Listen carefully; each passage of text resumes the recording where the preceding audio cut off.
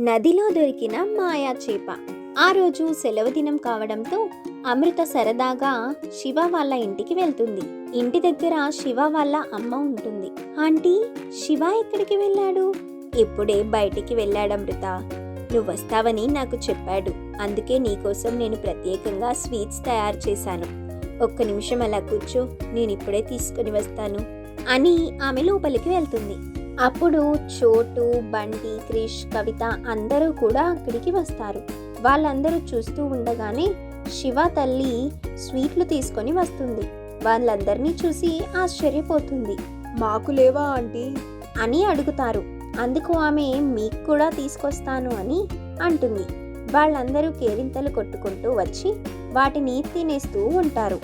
కొంచెం సేపు తర్వాత శివ అక్కడికి వచ్చి, మిత్రులారా, నేను చెప్పింది ఎవరికి గుర్తులేదనుకుంటా.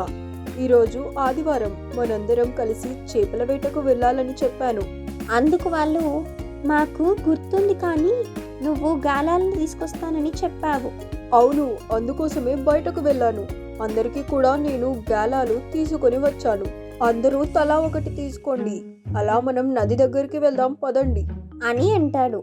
అందరూ తలా ఒక గాలం తీసుకొని అక్కడి నుంచి నది దగ్గరికి నడుచుకుంటూ వెళ్తారు. నది దగ్గర అందరూ వరుసగా నిలబడి గాలం వేస్తూ చేపలు పడుతూ ఉంటారు. ఎవ్వరికీ కూడా ఒక్క చేప కూడా పడదు. ఇంతలో అమృత గాలానికి ఏదో బరువుగా తగలడంతో తను గట్టిగా లాగుతుంది. తన గాలానికి ఒక పెద్ద చేప పడుతుంది. దాన్ని చూసి వాళ్ళు, పెద్ద చేప, భలే భలే పెద్ద చేప అంటూ చప్పట్లు కొడుతూ ఉంటారు. ఆ చేప వాళ్ళతో మాట్లాడడం మొదలు పెడుతుంది. మిత్రులారా, దయచేసి నన్ను నీటిలో వదిలిపెట్టండి. నేను ఎక్కువసేపు బయట ఉంటే చనిపోతాను. చేప మాట్లాడడం చూసి వాళ్ళు చాలా ఆశ్చర్యపోతారు. నువ్వు ఎవరు? భలేగా మాట్లాడుతున్నావు. నువ్వు మాయా చేప కదా? అవును, నేను మాయా చేపని. నీటిలో ఉన్నప్పుడు నా మాయలు పనిచేస్తాయి. దయచేసి నన్ను మీరు నీటిలో వదిలేస్తే నేను మీకు మంచి మంచి బహుమతులు ఇస్తాను అని అంటుంది. అందుకు వాళ్ళు సరే అని దాన్ని నీటిలో వదులుతూ ఉండగా ఒక్కసారిగా ఒక పెద్ద గద్ద వచ్చి దాన్ని తీసుకొని వెళ్ళిపోతుంది. దాన్ని చూసి వాళ్ళు, అయ్యయ్యో, ఆ గద్ద చేపని తీసుకుని వెళ్ళిపోతుంది, పరిగెత్తండి, దాన్ని పట్టుకుందాం అని కేకలు వేస్తూ ఉంటారు. వాళ్ళందరూ కూడా పరిగెడుతూ ఉంటారు.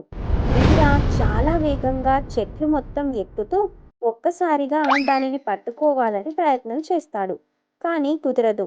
కానీ ఆ చేప బరువు ఉండడంతో ఒక్కసారిగా చేప కింద జారిపోయి నదిలో పడుతుంది.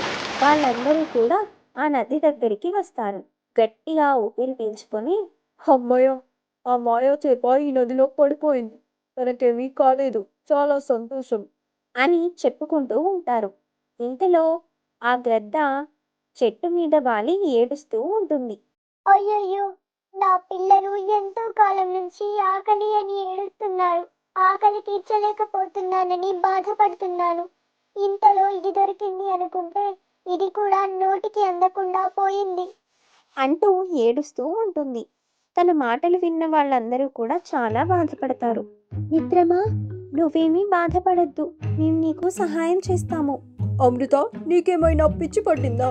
మనం తనకి ఎలా సహాయం చేస్తాము? తను ఏది పడితే అది తినదు కదా. తనకి మనం ఏం సహాయం చేస్తాం చెప్పు? మనం మాయా చేపని అడిగి తనకి సహాయం చేయమని చెప్తాము. అప్పుడు తను సహాయం చేస్తుంది కదా. కానీ తను బయటకి వస్తే ఆ గ్రద్ద మళ్ళీ తీసుకువెళ్ళిపోతుందేమో. ఆ గ్రద్దని నమ్మడానికి అస్సలు లేదు. లేదు మిత్రమా, మీరు పొరపాటు పడుతున్నారు. నాకు సహాయం చేసిన వాళ్ళని నేనెందుకు చిక్కుల్లో పడేస్తాను చెప్పండి. దయచేసి నిజంగా అది మాయా చేప అయితే నాకు సహాయం చేయమని చెప్పండి అని అంటుంది. ఇక వాళ్ళందరూ కూడా, ఓ మాయా చేప, దయచేసి ఈ గద్దకి సహాయం చెయ్యు. నువ్వు చేసే సహాయంతో తను తన పిల్లల్ని పోషించుకుంటుందట. ఆ మాటలు విన్న మాయా చేప మళ్ళీ బయటకు వచ్చి, మిత్రులారా, మీరు చెప్పినట్టుగా నేను తనకి సహాయం చేస్తాను. కానీ తను చేయాల్సిన పని ఏంటి అంటే ఊరికే సహాయం పొందడం కాదు. తను స్వయంగా చేసినది ఏదైనా బుట్టను తీసుకురమ్మని చెప్పండి. అప్పుడే నేను సహాయం చేయగలను. అందుకు గ్రద్ద, మిత్రమా, బుట్ట అంటే ఏముంది చెప్పు. నేను నా ఇంటిని బుట్టలాగే అల్లుకుంటాను. ఇప్పుడు నీ కళ్ళ ముందే నేను దానిని అల్లి చూపిస్తాను. అని చెప్పి పుల్లలన్నీ సేకరించడం మొదలు పెడుతుంది. తను అటు ఇటు తిరిగి చాలా పుల్లలు సేకరించి అక్కడికి వస్తుంది. ఇక అక్కడ తను స్వయంగా ఒక పెద్ద బుట్టను తయారు చేస్తుంది. తను చాలా పెద్ద బుట్టని తయారు చేయడం చూసి వాళ్ళందరూ చాలా ఆశ్చర్యపోతారు. అప్పుడు మాయా చేప, నువ్వు చాలా కష్టపడి ఇది చేసినందుకు నీకు ఖచ్చితంగా నేను సహాయం చేస్తాను. ఊరికే సహాయం చేసినట్టు కాదు. నువ్వు కష్టపడినందుకు ఈ సహాయం నీకు లభిస్తుంది అని ఆ బుట్ట నిండా చేపల్ని ప్రత్యక్షం చేస్తుంది ఆ మాయా చేప. దాన్ని చూసి ఆ గ్రద్ద చాలా సంతోషపడుతూ, చాలా చాలా సంతోషం మిత్రమా. నువ్వు ఇచ్చిన ఈ ఆహారంతో చాలా రోజులు నేను నా పిల్లలు సంతోషంగా బతుకుతాము. కొన్ని రోజులు కాదు మిత్రమా, నువ్వు బ్రతికి ఉన్నంత కాలం కూడా సంతోషంగా బ్రతకవచ్చు. ఎందుకంటే ఇది ఇప్పుడు ఒక మాయాబుట్ట. మాయాబుట్ట నుంచి చేపలు వస్తూనే ఉంటాయి. ఆ మాటలు విన్న వాళ్ళందరూ కూడా సంతోషపడతారు. అప్పుడు గ్రద్ద, నీకు ఎంతగానో కృతజ్ఞతలు మిత్రమా. నీ మేలుని మర్చిపోలేను. అంటూ ఆ బుట్టని తీసుకొని అక్కడి నుంచి వెళ్ళిపోతుంది. అమృత వాళ్ళందరూ కూడా, మిత్రమా, నువ్వు చేసిన సహాయంతో ఆ తల్లి బిడ్డలు కడుపు నింపుతుంది, చాలా సంతోషం అని అంటారు. అప్పుడు ఆ మాయా చేప, మిత్రులారా, మీరు నాకు సహాయం చేయండి. నేను ఇక్కడ ఉన్న స్థానాన్ని బట్టి కొన్ని మాయలు మాత్రమే నాకు లభిస్తాయి. ఇప్పుడు నేను నా స్థానానికి వెళ్ళాలి అంటే మీ సహాయం కావాల్సిందే. దయచేసి నన్ను తీసుకెళ్లి నా స్థానంలోకి చేర్చండి. అందుకు వాళ్ళు సరే అని చెప్పి ఆ మాయా చేపను తీసుకెళ్ళి వాళ్ళు ఏ నది నుంచి బయటకు తీసుకొచ్చారో మళ్ళీ తిరిగి అక్కడే వదిలేస్తారు. అప్పుడు ఆ మాయా చేప చాలా సంతోషపడుతూ, మిత్రులారా, మీకు చాలా చాలా కృతజ్ఞతలు. నన్ను మళ్ళీ నా స్థానానికే చేర్చినందుకు, మీరు నాకు సహాయం చేసినందుకు మీకు ఖచ్చితంగా బహుమతి ఇవ్వకుండా ఉండలేను అని వాళ్ళందరికీ వజ్రాలని ప్రత్యక్షం చేస్తుంది. వాటిని తీసుకోమని చెప్తుంది. వాళ్ళందరూ కూడా వాటిని తీసుకొని సంతోషంగా ఆ మాయా చేపకు కృతజ్ఞతలు చెప్పుకుంటారు. అప్పుడు మాయా చేప, మిత్రులారా, అప్పుడప్పుడు ఇక్కడికి మీరు వస్తూ పోతూ ఉండండి.